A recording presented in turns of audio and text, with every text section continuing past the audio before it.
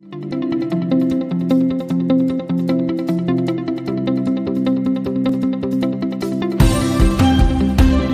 mujeres se empiezan a sentir más cómodas de ser ellas mismas.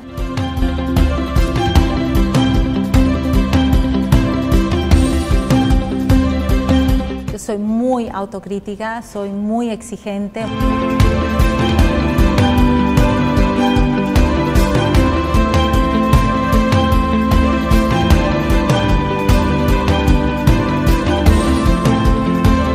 Hola, ¿cómo les va? Bienvenidos, bienvenidas. Aquí comenzamos un nuevo capítulo de Mujeres en Positivo y hoy vamos a presentarles a una mujer que no teme ser líder. Ella es comunicadora social, ha nacido en Brasil, su padre y su madre, como toda su familia, son argentinos. Ella comenzó su carrera en General Motors y luego llegó a ser directora, la primera mujer directora en Uruguay, Paraguay y Argentina. Otro de los grandes hitos en su carrera es que llegó a dirigir la aerolínea de bandera, Aerolíneas Argentinas. Actualmente es CEO de una importante empresa y en el año 2013 la revista Fortune la reconoció como una de las mujeres, una de las 50 mujeres más influyentes y poderosas del mundo. Acerca de su actualidad, acerca de su carrera profesional y de un tema que es apasionante, la dicotomía que existe entre la maternidad y el éxito profesional, estará conversando nuestra invitada con Lorena Toso, nuestra periodista en Argentina. Así comienza Mujeres en Positivo. Le damos la bienvenida a Isela Costantini.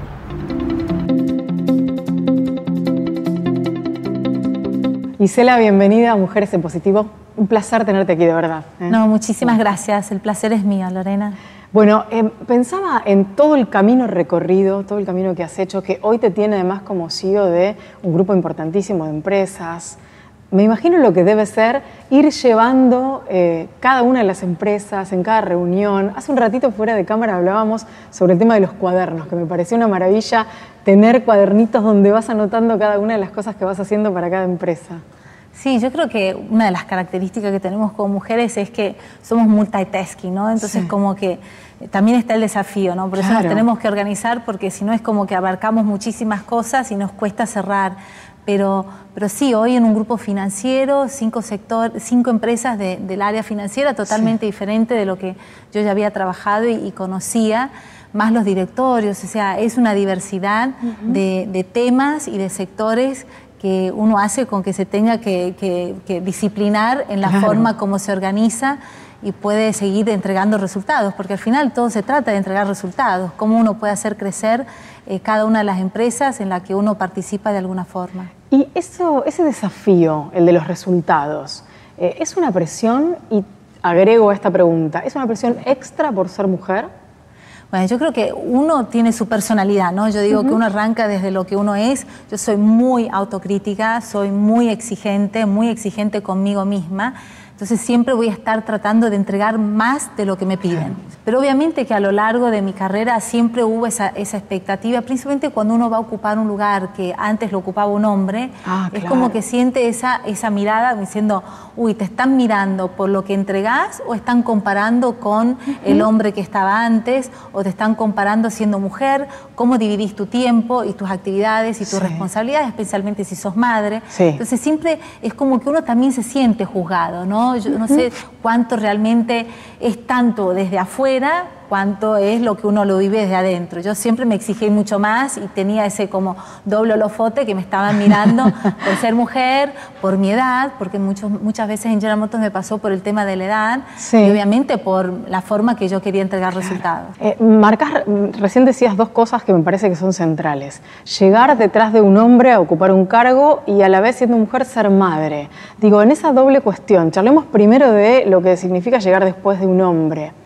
Más allá de la observación del otro, ¿cómo es la actitud de una mujer que llega a un cargo de importancia cuando la única referencia que hay es masculina? Yo creo que ahí hay un gran desafío, ¿no? Yo me acuerdo que leí un libro en la década del, ¿qué será? 2000, el año 2000 creo que fue, un libro que era Good Girls Don't Make It to the Corner Office, que era una persona, una mujer que contaba y era lo duro que ella era muy masculina, pero en realidad fue una etapa donde las mujeres teníamos como modelos de éxito líderes hombres. Claro. Y a mí me tocó desarrollar, implementar en General Motors en Brasil el grupo de afinidad, era todo el equipo de afinidad, armamos toda la estructura, que veíamos muchos datos estadísticos, donde veíamos que gran parte de la falla, de la falencia de las mujeres que seguían creciendo en sus carreras, era cuando llegaban al topo de la pirámide, las habían subido y había hecho su carrera por sus características de mujer, que hacían una diferencia comparado con sus pares. Pero cuando esas mujeres llegaban al topo, a la cima, su única referencia eran hombres. Entonces, esa mujer muchas veces perdía lo que la había hecho llegar a ese puesto, como una característica competitiva, porque no sabía cómo hacerlo. Entonces, yo creo que estamos en una generación donde ya estamos en la segunda, tercera camada de mujeres que empiezan a ocupar puestos que eran ocupados por hombres. Las mujeres se empiezan a sentir más cómodas de ser ellas mismas y no tanto copiar lo que es un estilo de liderazgo más masculino. Y hay lugares que estamos todavía ocupando los primeros puestos que una mujer va a ocupar, y va a ser siempre el desafío. Yo creo que acá es, miremos lo que nosotros tenemos de fortalezas que nos diferencian y nos hacen ser más competitivas o más resolutivas o tener más éxitos en la carrera que estamos desarrollando. La referencia del hombre sí es importante, pero para entender qué funciona bien, cómo se maneja, pero no necesariamente es el modelo que nos sirve a todas. Cada una tiene una forma de liderar muy diferente. Claro, trabajar en una suerte de desmasculinización de ese lugar de roles, ¿no?, que han sido históricamente de los hombres. Y a propósito de eso, te has desempeñado en un mundo que, digamos, socialmente está observado como un mundo de hombres, un mundo masculino. Mencionabas recién General Motors, muchos años allí en distintos países, hablamos de automotrices y hace un ratito, mientras charlábamos antes de la nota, hablábamos de especificidades técnicas de los vehículos y demás.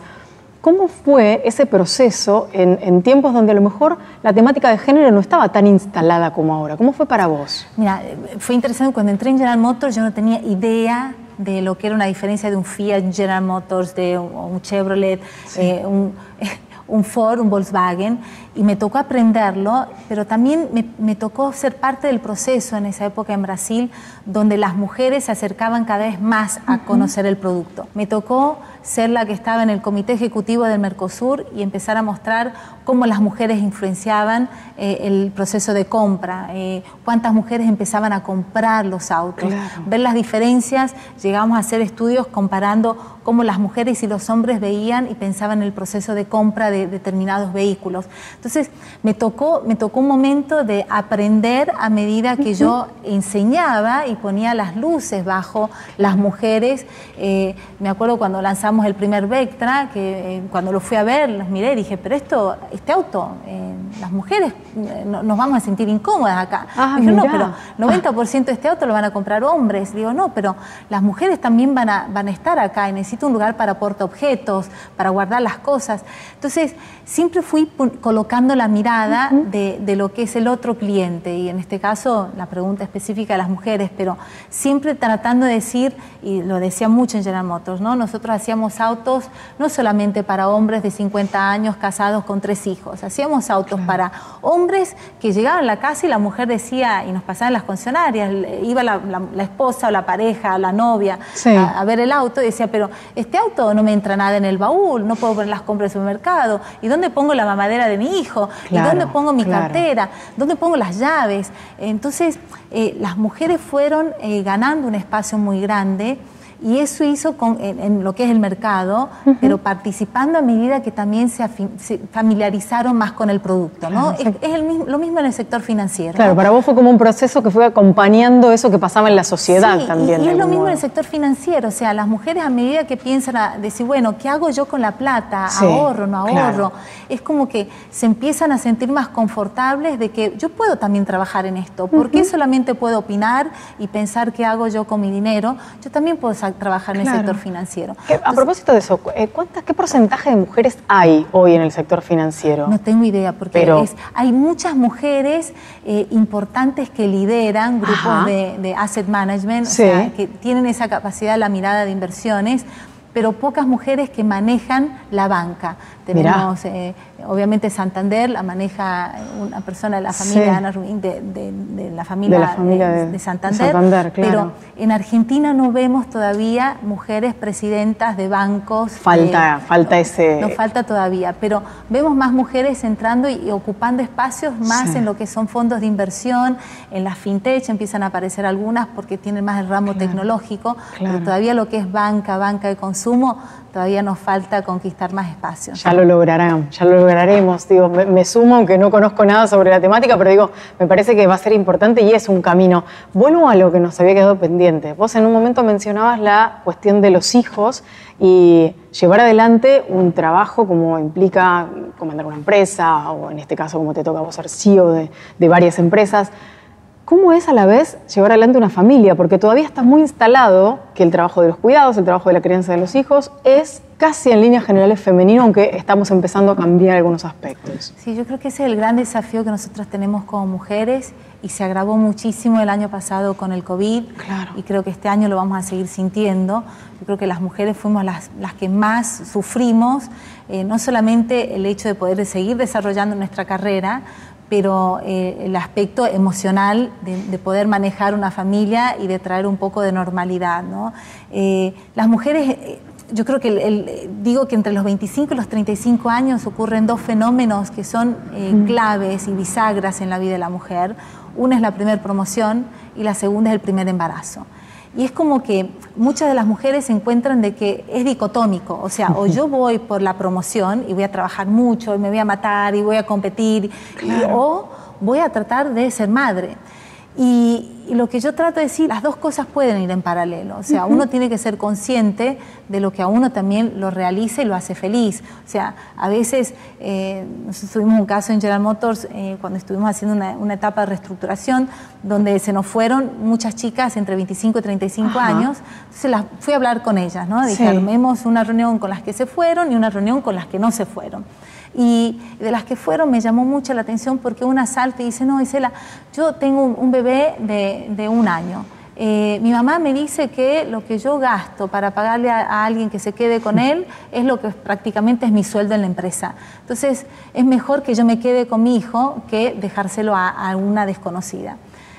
Salta otra y dice, no, en mi caso es mi suegra, que dice, ¿cómo puede ser que ella se quedó con su marido, su hijo, hasta los 12 años de edad, que ella tendría que hacer lo mismo? Entonces yo creo que acá hay un tema social de expectativa de lo que la sociedad nos pone bajo la mirada de la mujer, de cómo debería ser nuestra agenda, nuestras prioridades. Y después también está lo que la mujer necesita, ¿no? Y yo creo que los mandatos no están buenos. O sea, el hecho de que vos hayas nacido mujer, que te tengas que casar, que tengas que tener un hijo, que sepas cocinar, que sepas planchar. O sea, yo creo que hay tantas demandas que a veces nos cuesta mirarnos al espejo y decir, ¿sabes qué? Yo no sé cocinar y yo no puedo tener un hijo. O sea, quisiera muchísimo quedar embarazada, pero no lo puedo. Y yo creo que eso termina frustrando muchísimo a la mujer, mientras que el embarazo muchas veces parece que es algo que uno puede hacerlo sola, y nos pasa mucho en las situaciones de clases sociales mucho más bajas, en la pobreza, donde uno ve que la mujer lo único que puede llegar a tener no es una casa, no es un hijo. Entonces es sentido de propiedad y de sentirse valorada como ser humano. Mientras que la promoción es más difícil, porque uno no sabe contra quién está compitiendo contra su jefe, que la ve o no la ve, está compitiendo con sus pares, hombres, mujeres, está compitiendo con un país o una sociedad, una economía. Entonces ahí hay un desafío muy grande que yo creo que nosotros como empresarios, jefes, líderes, tenemos que ayudar a estimular a que las mujeres encuentren esa capacidad de poder seguir desarrollándose, independientemente de lo que sean sus deseos de tener su familia, y que puedan creer que es posible hacer las dos cosas juntas.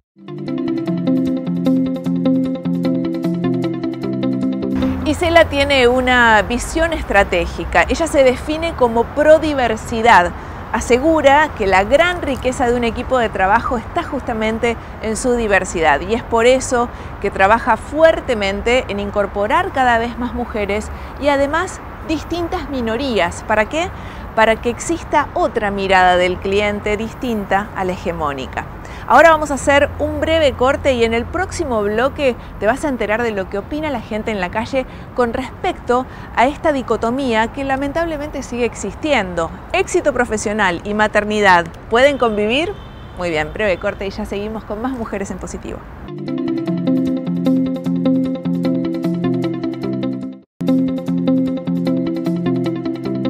¿Los términos éxito profesional y maternidad son compatibles o son excluyentes? El cuidado de los chicos, el cuidado de los adultos mayores de la familia, de la casa, ¿sobre quién recae? ¿Cómo habrá sido el confinamiento de esas mujeres que han elegido el éxito profesional pero también la maternidad?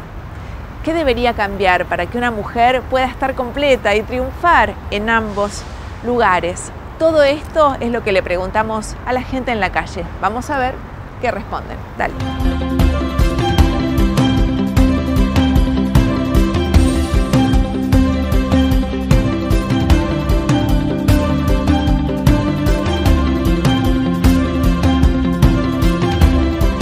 Todo lo que sea relacionado con maternidad siempre es muy difícil, pero creo que sí, que se pueden complementar. Teniendo, digamos, una buena relación con un empleador y pudiendo charlar, en el caso que uno llegue a tener la maternidad, coordinar un poco cómo serían las tareas y la vuelta al trabajo. Para mí los términos éxito profesional y maternidad son compatibles. Creería que los términos éxito profesional y maternidad no son excluyentes, al contrario, podrían compatibilizarse, pero creería que todavía como sociedad no estamos preparados para estas cuestiones porque las mujeres no estamos en condiciones de ejercer una maternidad que vaya de la mano del trabajo. Son compatibles, pero son muy exigentes de ponerle juntos porque se necesita tiempo para el éxito profesional y ser una buena madre también. ¿Qué debería cambiar en la sociedad para que mejore esa compatibilidad entre éxito profesional y mujeres? Bueno, creo que específicamente en términos de los derechos laborales. Aceptar que la gente no tiene que trabajar tarde para trabajar bien. Pero creo que lo más importante es que uno se pueda tomar la licencia sin tener problema, tanto las mujeres como los hombres, la misma cantidad de días. Sí, porque tuvimos que ser maestra y cuidar a nuestros niños mientras teníamos que trabajar en casa. Fue súper difícil, fue lo más difícil. Éxito profesional, éxito personal, el cuidado de los chicos de la casa. Queda tanto por hacer todavía para lograr la tan deseada igualdad, la tan deseada equidad. Vamos ahora con la segunda parte de esta charla tan interesante con Isela Costantini. Actualmente ella es CEO de GST, es mamá de 2 chicas, ha elegido Argentina como lugar para que ellas crezcan. Vamos a estar hablando de su paso por Aerolíneas Argentinas y también del paso del sector privado al público, que debe haber sido todo un desafío. Lo vemos. Quiero detenerme un poco en tu historia, ¿no? Uno, si va a leer tus orígenes y demás, sabemos que naciste en San Pablo, en Brasil, y pasaste algunos años allí, luego la Argentina con tus padres, etcétera, y esa carrera gigante, desde General Motors como la empresa más grande, y después todo lo que vino. ¿Qué le pasa a una mujer como vos o qué sensaciones te recorren cuando, por ejemplo, me voy a parar en 2 mojones? 2013 la revista Fortune decide o te ubica entre las 50 mujeres más poderosas y luego en 2018 la recepción del premio Conex, que tiene que ver con tu trabajo también porque está relacionado con ser empresaria de la industria, etc. Digo, ¿qué sucede en cuanto a lo emocional, pero también a lo que viene como desafío hacia adelante, cuando pasan estas cosas así tan contundentes? Es interesante, Lola, porque yo siempre digo que nunca fui por los puestos. O sea, mi primera oferta de General Motors para ser presidente de una operación fue para irme a Chile y lo miré a mi jefe como diciendo, ¿qué hice de malo que me quieren mandar a ser presidente de una operación? O sea, yo soy feliz haciendo planificación de largo plazo, tenía todo, miraba el futuro, diseñaba los autos que tenían que entrar en el futuro, los motores para todo lo que era Mercosur, peleando a nivel global.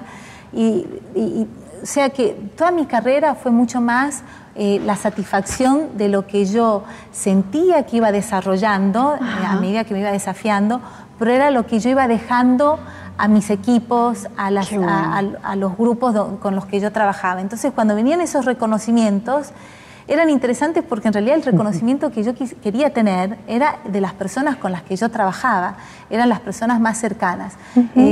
Obviamente que eso termina siendo una presión mucho más desde afuera, ¿no? Es la expectativa de, bueno, claro. ¿Y ahora qué vas a hacer con que te reconocieron de esta forma?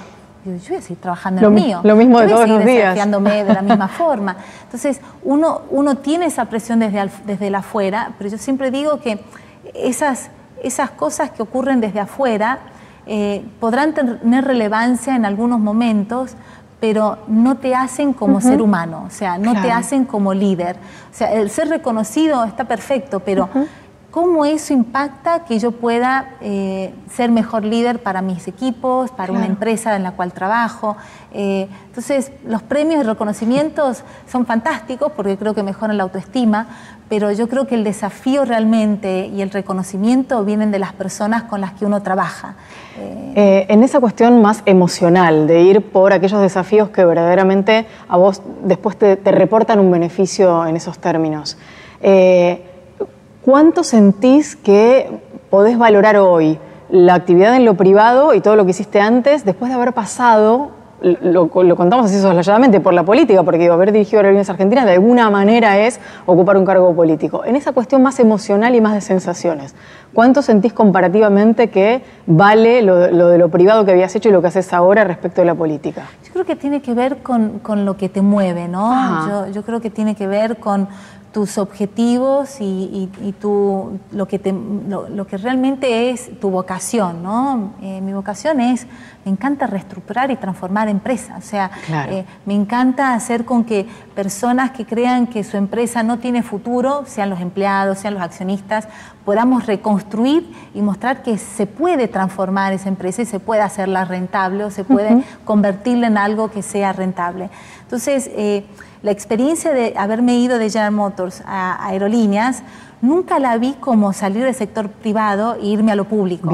Lo que yo miraba era, salgo de una empresa donde he hecho muchas reestructuraciones, en una empresa que estuve 17 años, me sentía súper valorada, querida, admirada, reconocida, agarrar el teléfono y cualquier persona en el mundo sabía de quién era Isela y respetaba lo que yo, en mi opinión.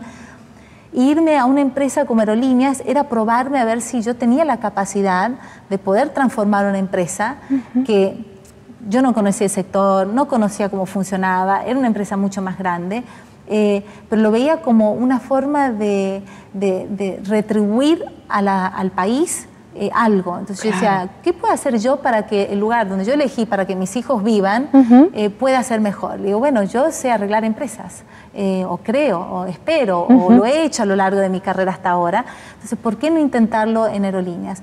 Y obviamente que ahí me encontré que era un sector, obviamente la política tenía un juego muy importante.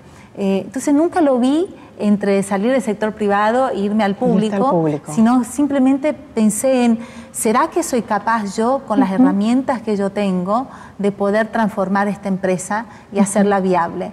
Entonces fue mucho más en ese sentido. Obviamente que entrando ahí, conocí las diferencias que existen del sector privado y del sector público, y las dificultades y la complejidad que es trabajar en las empresas del sector público.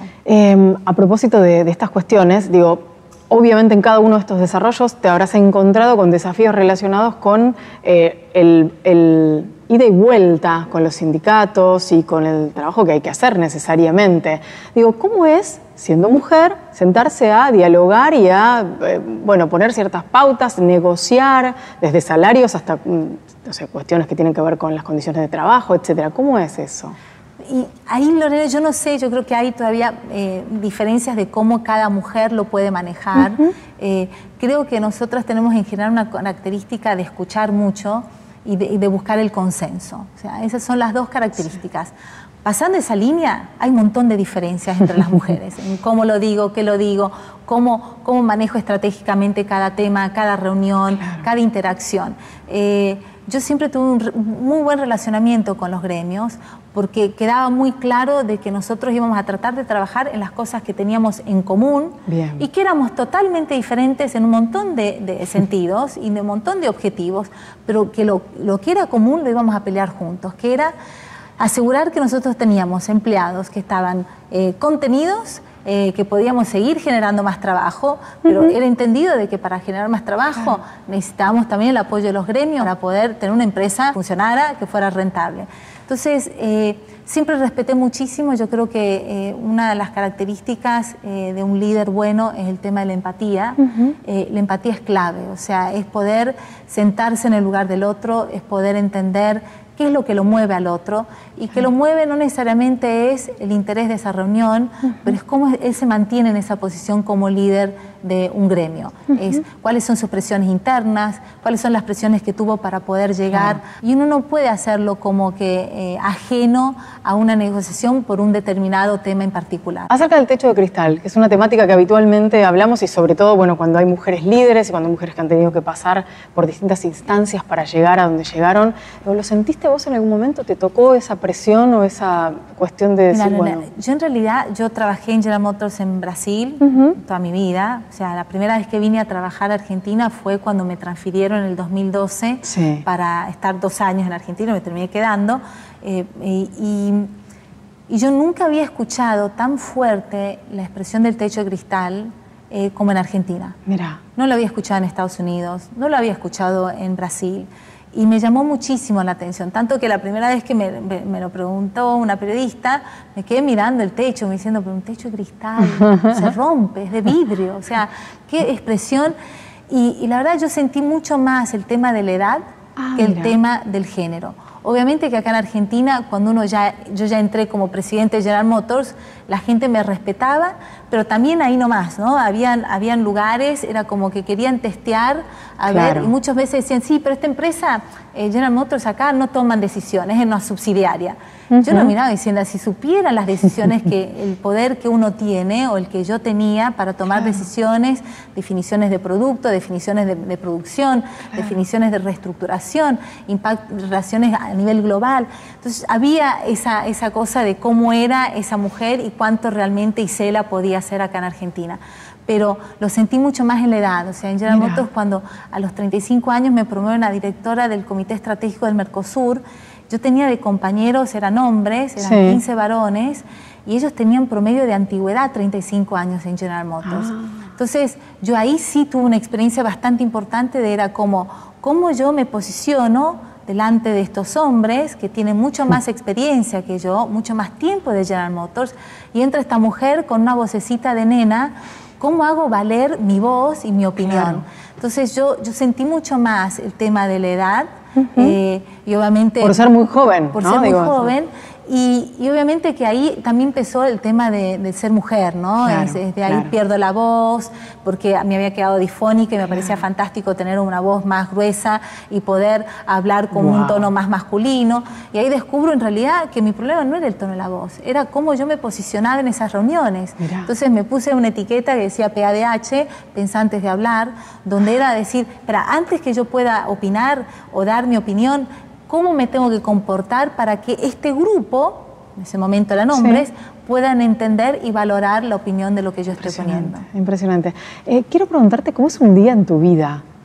Porque uno imagina siempre cómo será la vida de alguien que tiene que llevar adelante empresas, que va de aquí para allá, que está de reunión tras reunión. ¿Cómo es? Digo, ¿qué cosas haces habitualmente que hacemos cualquiera de nosotros? No, yo creo que, bueno, como siendo madre, la agenda madre es algo que está ahí todo el tiempo, ¿no? Es una lamparita que está prendida, decir, bueno, ¿cuáles son las alarmas que se me prenden hoy de mi hijo?